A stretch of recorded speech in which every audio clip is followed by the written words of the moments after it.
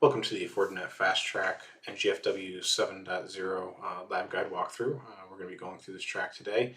This is not much different than the 6.4 track if you're familiar with that one. Obviously everything's been upgraded to FortiOS 7.0. So we can see here on the topology on the right hand side, and we're going to go ahead and log the student into the Fortified app.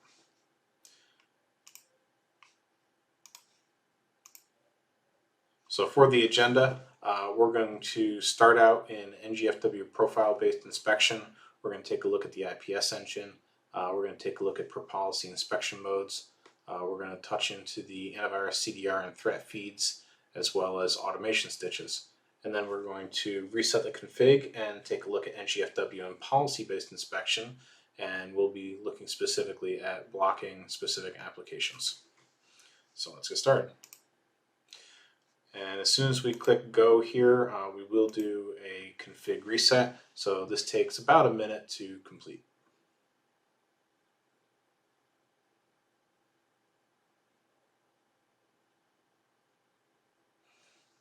All right, so we're done there. It's actually about 40 seconds total to get to this part. So next, we're going to jump right into the IPS engine. All right, so on this first objective, we want the student to work with the FortiGate Edge, and we're going to have them create a Microsoft RDP brute force attack rate-based signature, and we're going to have them quarantine the attacker's IP address. So in order to be successful with this, they need to edit the default IPS sensor. They can't create a new one. They do need to use an existing one, the default one. And then we also want to initiate a block of the attacker's source IP address for 10 minutes after multiple RDP brute force requests are launched at a rate of about 3 times within 120 seconds.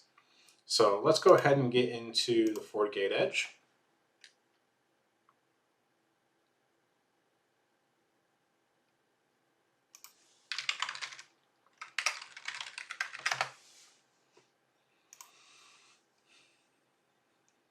All right, so we're going to go into security profiles, intrusion prevention. Let's go ahead and edit the default profile here. So we're going to create new filter. We want to search based on signatures. So let's just do a search for ms.rdp, and there's our brute force connection brute force attack that we want to take a look at. So let's do add selected here. Now we also want to make sure we turn this on. We want to specify the rate-based signatures settings. So we want 3 within 120 seconds, and we want to track it based on the source IP address. Now the action up here, we do want to change it from the default. The default setting is to let the traffic pass, but we want to actually block this. Actually, we want to quarantine. I take that back. We want to quarantine for 10 minutes.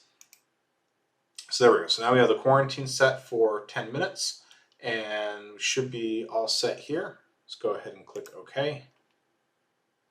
Now, because the rules here read top to bottom, we do want this one to kick off first. So let's just go ahead and drag that up, and we should be good to go. So let's go ahead and click OK, and now continue. All right. Next up, we want to apply the IP sensor to the firewall policy. So successfully complete this objective, we will need to apply the IPS sensor default to the inbound traffic policy to the RDP server. So let's go over to policy and objects, firewall policy. Now we have our policies, we've named them, we've tried to be pretty clear with it, but you can see this is called RDP server. The source is from the internet zone, and the destination, the 2 is going to be to the LAN zone, and we have a VIP set up for the RDP server. So let's go ahead and edit this policy. And really all we want to do is just turn on IPS and select the default, which comes up automatically. So we'll go ahead and leave that there. So now that that's all set, let's go ahead and click continue. All right, so we're successful there. Next, we got to actually execute the brute force attack. So we're going to, at this point, let's follow these instructions. We're going to jump onto the malware server. So we're going to come back over to the lab activity tab. We're going to go back one page, find the malware server, and RDP to that.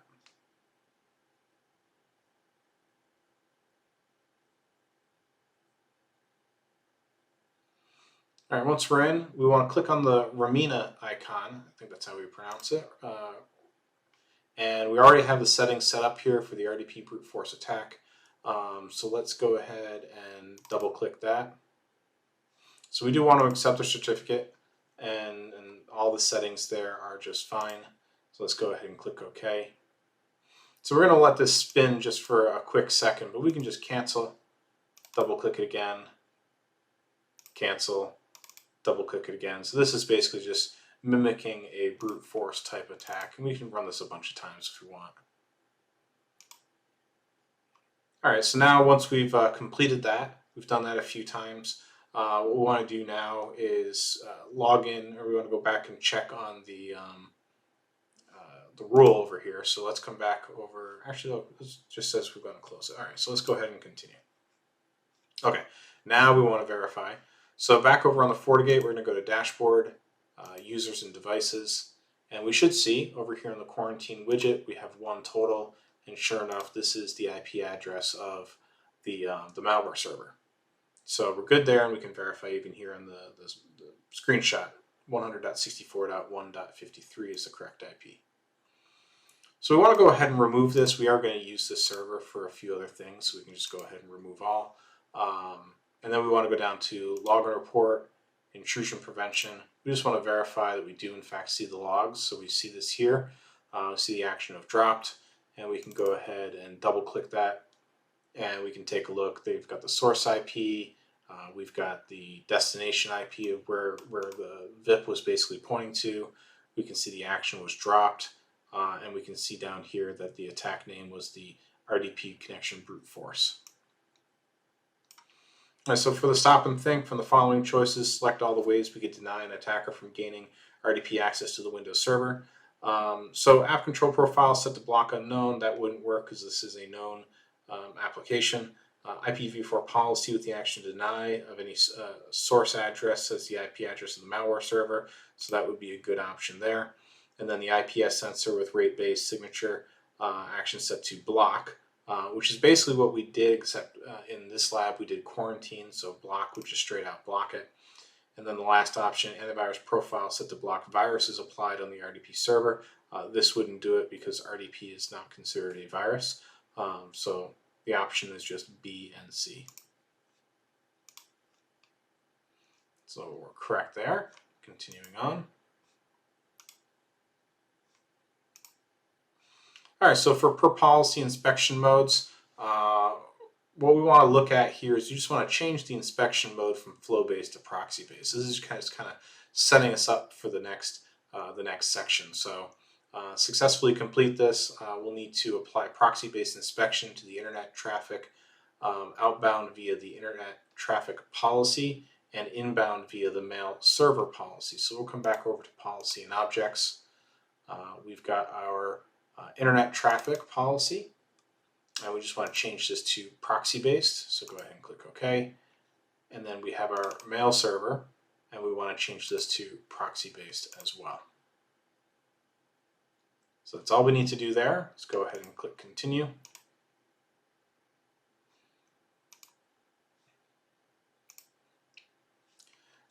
Now for this one, we're going to jump back over onto the malware server.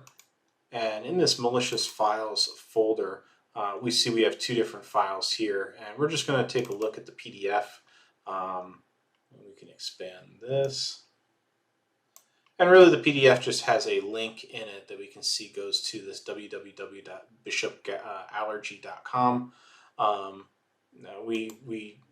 That is I'm not sure if it's a bad site in regards to the actual internet, but based on the rule set that we have here in the firewall on the backside, we do have this set up as a malicious site based on the web filter profiles and everything. So what we're going to have the student do is we're going to basically download these and send them through the firewall in order to trigger the next couple policies and features. So we just want to take a look at that just so that the student has an idea as to what that file actually looks like.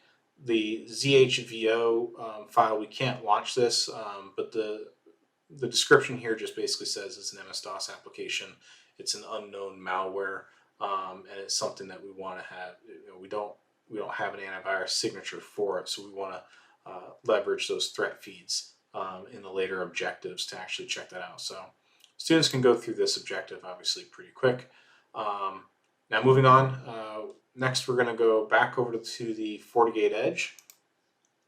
And what we want to do is enable the content disarm and reconstruction CDR feature to sanitize and remove that phishing website link in that PDF file. So before Bob actually receives it, we want to have that file all cleaned up.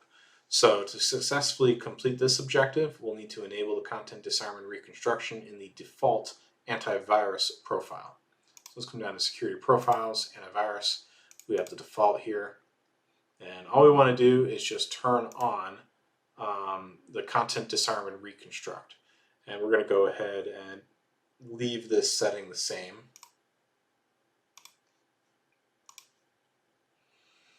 And we can just leave this for discard. So let's go ahead and click OK to save that. And we can go ahead and click continue to test that. All right, so that's successful. Next, we want to actually apply that profile to one of our signature or one of our firewall policies. And we want to use this specifically on the policy going to the mail server. So we want to successfully complete this objective. We need to apply the antivirus profile default, and we want to enable the custom deep inspection SSL inspection profile to the mail server firewall policy. So back over to policy and objects, firewall policy. We have the mail server here. So we're going to go ahead and turn on antivirus for the default, and we want to change the SSL inspection to custom deep inspection. So go ahead and click OK. That should be all set. Let's hit continue. And we're good there. So next we want to actually send the malicious file. So we're going to come back over to the malware server. This time, let's go ahead and close this. Now we want to launch Thunderbird Mozilla or Thunderbird Mail. So really all we're going to do here is we're just going to create an email, attach the malicious PDF, and then send it to the user. So let's go ahead and write a new message. We're going to send this to Bob at Acme Corp. And we can give it the, doesn't matter what the subject line is, but we're just going to do register now. And up here, this is the key part. We just need to attach that PDF file. So now that that's there in an attachment, let's go ahead and click send. So this will take a second just to get through the firewall and connect to our very small mail server we have running in the lab.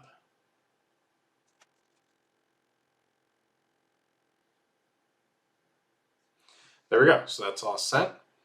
So now let's move on, hit continue. And now we want to verify the results. So we're going to now actually go over to Bob's workstation. So let's go back to lab activity, click back, and click on Bob.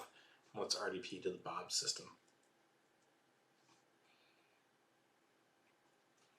So Bob is a user on our network.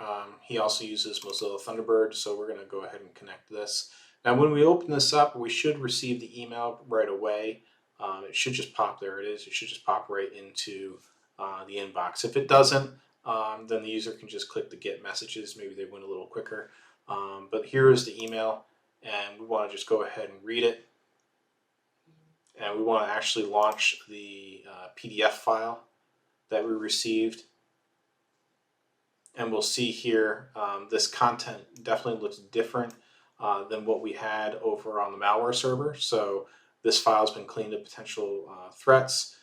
We can see a hash of what it is that was pulled out, and we scroll down. We do actually see the original PDF, but now this link no longer works. There's nothing there to actually click. So the CDR function did in fact strip the bad URL directly out of it.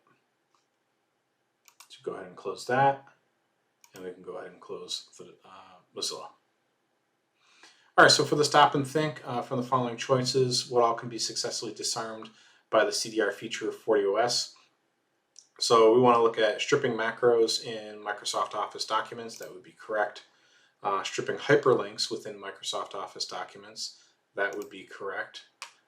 Stripping of JavaScript code in PDF. I think that is also correct. Yep, that's also correct.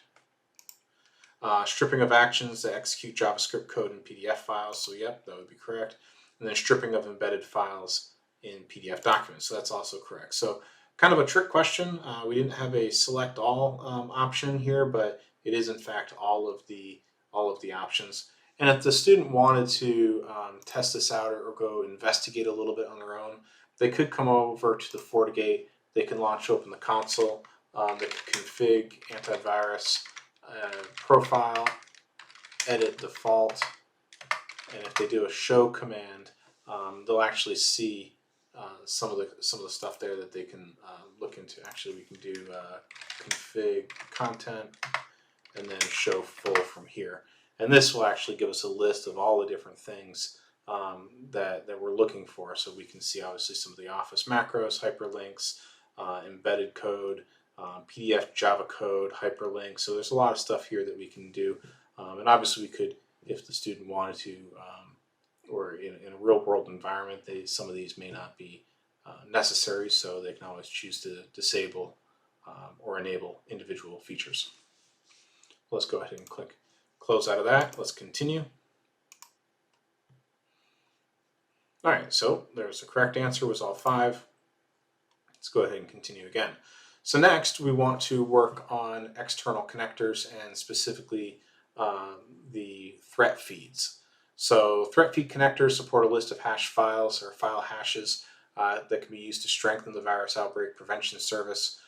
So this is a good way to incorporate maybe your third party that might have some sort of a dynamic malware hash block list. I know that there are some government agencies that share some of those and some private companies that share lists of malware hashes that may not be picked up quite yet.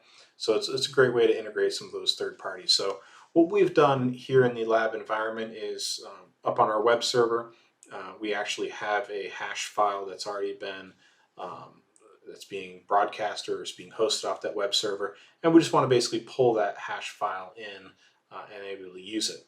And the hash that's in there is that ZVHO file. So we're going to basically try to scan and look for that specific file, that hash, as it comes through. All right, so we want to create a connector. So we're going to go to Security Fabric, Fabric Connectors. Actually, I'll go to External Connectors. They changed this around a little bit. We want to click Create New. Now in here, we see the malware hash. So let's go ahead and click that. Let's see, what do we want to give it for a name? We'll just call this malware hash threat feed. The URI of the external resource is, we see over here on the left, it's an HTTP connection located at this IP address with this file name. So we should be able to put that together like this. Now we don't need any authentication for this one, and the refresh rate, we can make that once a minute. And then go ahead and click OK. Now once this is created, we can go ahead and click the little button there to refresh it.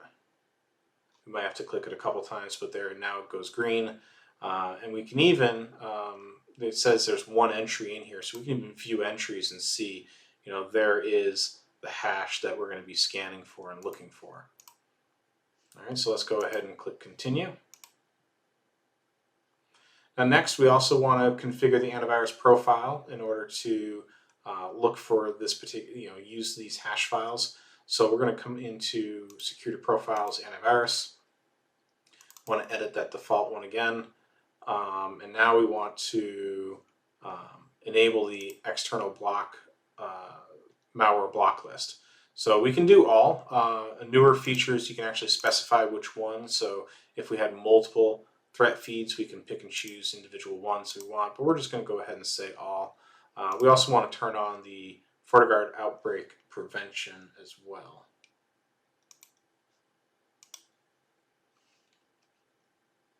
So let's go ahead and click OK and click Continue. So we've got that now. So now we want to apply the profile. We want to do this to the internet traffic policy. So let's go back to policy and objects, firewall policy. It's our internet traffic policy. So we're going to go ahead and turn on antivirus, the default, and we want to make sure we have the custom deep inspection turned on there as well. Go ahead and click OK. So now we see that's been applied, so that's good. Let's go ahead and click continue again. Now we want to go over to Bob's workstation. We're going to basically try to download that, that bad file. So we're going to come back over to Bob. Let's go ahead and open Google Chrome. And we have a bookmark up here that you can see as you hover over it, 100.65.0.254/zvhvo.com or zhvo.com. So let's go ahead and click that. And then sure enough, we do see we get the high security alert. And this is blocked as a signature identified by an external block list. So that did appear to work. The file's been successfully blocked by incorporating that malware hash list. So we can go ahead and close the browser again. Now I do suggest the students continue to close the browser every time they're done. It does close out any active sessions, so as we move through and make more changes to the firewall, we don't get stuck with old pending sessions that don't pick up any new security policy changes. So we do want to encourage the student to close out those browsers as they go through. Let's go ahead and click next. Now the next one is going to be an automation stitch. So we're going to go back over to FortiGate Edge, and we want to use the Security Fabric Automation section. Let's go to Automation. So we want to create an automation stitch that should ban a compromised host IP address automatically to stop it from further propagating a threat. So to successfully complete this exercise, we'll need to create an automation stitch using the necessary trigger and action according to the objective requirements. So what we're looking for is, basically a student is going to connect to a bunch of websites. In this situation, what we basically say is a dropped USB stick. Someone picked it up, Bob, and put it into their computer and they're going to run a malicious bat file, which is going to access a remote website and download content once it's been executed. So based on this information here, we know that it's going to be some sort of a web filter, a threat feed kind of thing. So let's go ahead and walk through this. Now, for the folks who have been teaching the 6.4 track of NGFW, this is probably one of the biggest changes in the track because the automation stitch or the automation workflow changed dramatically. Now, we intentionally have this track set up where it's more of a goal-based approach to teaching and learning rather than just having a set of instructions for the student to follow. If this is new to the students or they don't quite understand what's going on or they haven't seen the new automation workflow, I do recommend that maybe they go take a look at the What's New in FortiOS 7.0 track. We do introduce and talk about it there. Or they can start requesting the hints. And the hint pages will, in fact, show all the steps necessary to create this automation stitch using the new workflow. So we'll just kind of go through it here. But let's go ahead and call this, I think we can call it anything we want. We'll just call it IP ban, or actually call it compromised host. Compromised host. So we want to go ahead and add a trigger. And the trigger here, we don't have any of the triggers in the FortiGate. There's normally a bunch of defaults that get set up. We intentionally kind of clean these out to have the student create a new one. But we can see right away there's a compromised host option up here. So this is pretty easy to find. So we'll just call this compromised host, and we'll leave the threat level as high. So we can go ahead and click that, hit apply. Now for the action, what we want to do here is we want to IP ban. So let's go ahead and just call this, we'll just call it ban IPs just so it doesn't look identical. We don't need to do any of the other checks. We don't need to do a required or anything. It'll just kind of happen, especially since this is the only action we're going to do. So now that we have the trigger and we have the action set up, we should be good to go here. Now, based on the new version of FortiOS, we do see the stitches. You can see all of your listed triggers as well as actions. So we can create these individually one by one if we wanted to. A student can do this however they want. I like the new workflow. It goes a little quicker, in my opinion. So we kind of encourage the students maybe to use that. Let's go ahead and click continue here to test this. So we're good there. So next, we want to configure a web filter profile that's going to actually block, or we want to, really we're just trying to apply the web filter. There's already a web filter built, so we'll just kind of go in here and we'll see. We do have the default web filter already set up. If we edit this, scroll down, we see all of these being blocked. And actually it's this section, the malicious websites, phishing, these are ideally what we're going to be using. So let's just go to policy and objects firewall policy. Again, this is for the internet bound traffic. Let's turn on the web filter, and we just want to use the default. So let's go ahead and click OK. All right, so that's good. Let's go ahead and click continue to test that. We're good there. Next, we want to execute this bat file. So we're going to go back over to Bob. Good old Bob has got some problems with his security. So we're going to open up the command prompt. And this automatically opens up to the correct folder.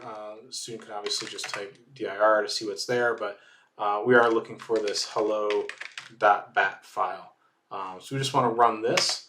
We'll see it's just going to basically make a bunch of connections. Connection attempts. We see a lot of the remote file does not exist, broken link, things like that. And you can obviously see the links that we're trying to go to are a lot of the FortiGuard test links and things like that. So now that that's run, we're going to let that go for a minute or so. And stop and think question, how is a compromised host identified in the security fabric? So the root FortiGate in the security fabric identifies the compromised host itself. That is not true.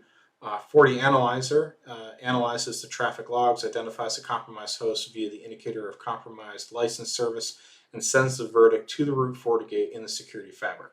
So yes, that is correct, but we'll just kind of go through the rest and discuss these. FortiClient installed in the host machine, that is not necessary for IOC, and device detection enabled on the local interface also is not required. So it is FortiAnalyzer with its IOC service working in a security fabric with FortiGate is how this service works. So let's go ahead and click continue. All right, and continue again. So now we're on verify results. So let's go back over to the FortiGate Edge. We're going to go to login report, and we're going to go to the web filter. So we see all these, and we can just minimize this. We see all these hits here, indicating that Bob, did get blocked from all these different tests. And we are pulling logs from the FortiAnalyzer, so that's good. So we see a whole bunch of blocks. So now we want to go to events. We're going to go to system events, and we should. You'll find one recent event with the log description of automation stitch triggered and the message of stitch compromised host is triggered. Now we don't see this quite yet, and I make a note here that it may take a minute or two for the logs to be sent from the FortiAnalyzer and the alert to come back to the FortiGate. So obviously in this environment, we don't have a lot of resources dedicated to these individual VMs. So this does go a little bit slower, but we can just go ahead and we can click refresh every couple seconds, and we'll see this eventually pop in. So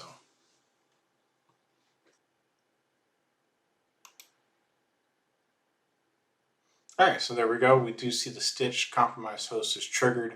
So this did take it took a few minutes. That's something you just may want to make note of with your students as they go through that. When they get to this objective, it's just kind of a be patient for a minute or two. They can just click the refresh. It's really nothing to investigate. It will eventually come through. So let's take a look here. So we have the message, compromised host is triggered, so that's good. So it looks like we're all set there. Moving on, go to the dashboard, users and devices. So now we can see we have one quarantine device, and sure enough, this is Bob. So this is Bob's IP address. So now we can actually go back over to Bob's workstation. We can try to open up a browser and go to a website. Let's just try Google, and we see this is just going to spin and try to connect. So it's not actually connecting because we've been blocked. So let's go ahead and click close on that. We can come back over to the FortiGate, refresh this page again just to make sure. Yep, still there. So now we can just go ahead and remove all. All right, so that's all set. Now what the student could do, if they just want to test this again, they could go back over to Bob and basically open up a browser, hit Google, and there we can now see that we can in fact get online. So we'll go ahead and close that. We don't need that anymore. We close that and click continue. All right. So this last section here, we're going to kick off another config reset on the FortiGate. So we're going to push down a new version or a new configuration file to the FortiGate. Again, it'll only take about 30 to 40 seconds to fully download and propagate.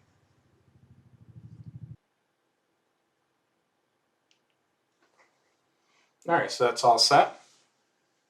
Let's move in and try this next section. So first we want to verify the NGFW mode. So we're going to go ahead and log back into the FortiGate firewall.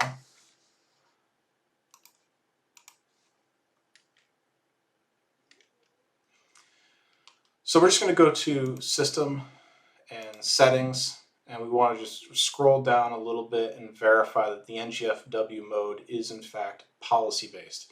So there is a note here, and please make sure your students understand, do not make any changes. If they change this to profile-based, then hit apply, and then come back and click policy-based, it rips a lot of stuff out of the FortiGate, all the policies, and it kind of requires going back and resetting everything up again. It is possible. There is a config file on the FortiGate, on the Jumpbox server, so if you really had to fix this for the student, you could go back in and forcefully reset the config again.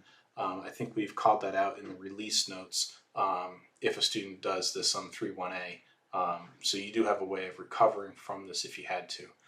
But really, we're just trying to verify. So we can see that it's there. We're all good. Let's continue on.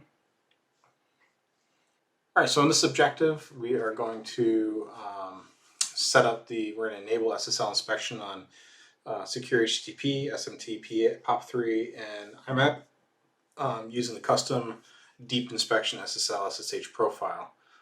So after completing that part, we're going to apply it to the SSL inspection authentication under the LAN-WAN policy is what we're going to do there. So let's go ahead and start walking through this.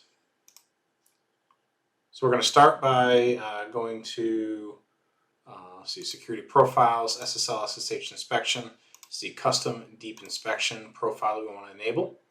And we want to, so this is custom deep inspection. And really all we want to do is just turn on all of these options here. Actually, we don't want the FTPS. So we're just going to turn on the HTTPS, SMTPS, POP3S, and IMAPS, and go ahead and click OK to save those changes. All right, so let's go ahead and click continue.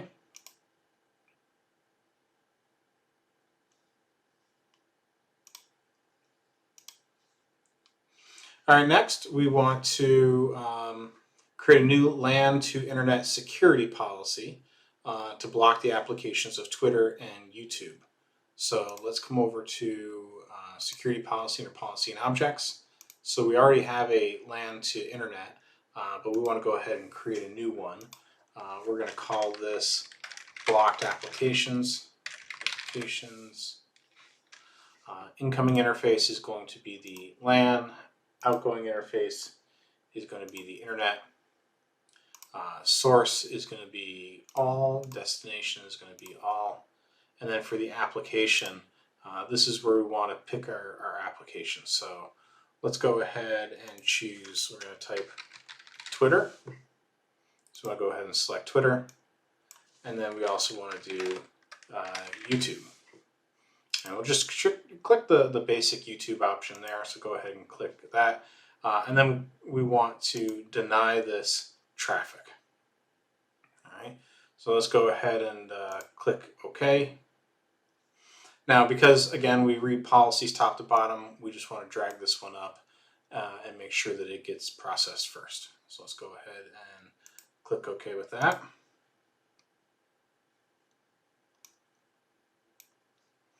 All right, next we're going to go over to Bob's workstation and we're just going to test this. So let's open up a web browser and we want to click on Twitter.